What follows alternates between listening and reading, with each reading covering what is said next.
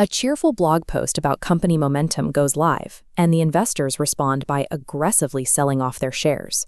Google's August 5th memo framed a massive leadership shift as a way to increase velocity, announcing that Demis Hassabis would step back from daily operations to become Alphabet's chief scientist. The market saw through the PR framing. By midday, Alphabet's shares dropped 4%, signaling a lack of confidence in the sudden reorganization.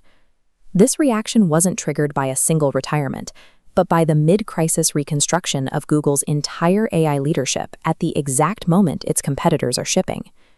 During this keynote at Google I/O, Sundar Pichai told the audience that Gemini 3.5 Pro was only weeks away. That was in May.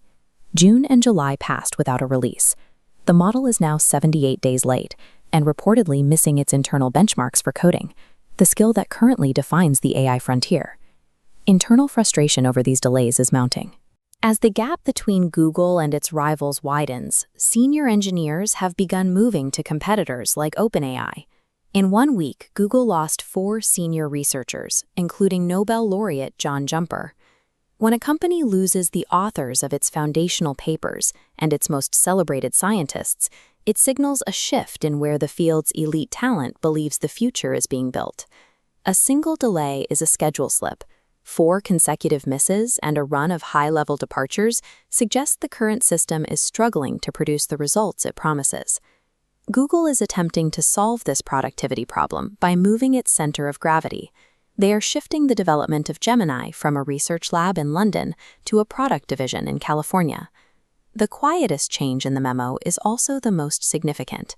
DeepMind no longer has a CEO. Its new head, Kare Kavukcioglu, is now a senior vice president. That title change effectively ends DeepMind's decade-long run as a semi-autonomous lab. It is now a standard department reporting to the same leadership as Search and YouTube. This shift allows Demis Hassabis to step back from the product roadmap.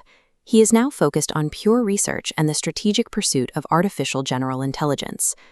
Google is prioritizing shipping cadence over scientific culture.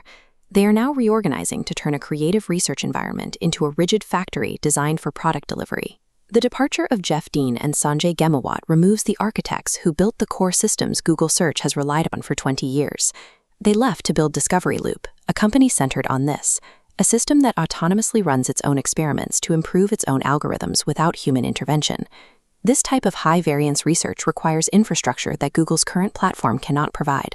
The servers that power Google's advertising business are optimized for absolute uptime, a requirement that often conflicts with experimental workloads. Google's legacy infrastructure, the machines that generate its massive revenue, was designed for stability, making it a difficult environment for the chaotic needs of cutting-edge AI research. Despite losing top engineers to this new startup, Google is one of Discovery Loop's founding investors. They are essentially writing a check to the team that just walked out the door. Historically, Google kept talent by acquiring the companies they started. Now they are paying that talent to leave, so they can build in an environment Google can no longer provide. This is a survival tactic. If Dean's team discovers an architecture that replaces the Transformer, Google's investment ensures they have a seat at the table. Google has reached a crossroads. They must run a disciplined product factory internally to survive today's competition, while funding the visionaries on the outside to secure a place in tomorrow's breakthroughs.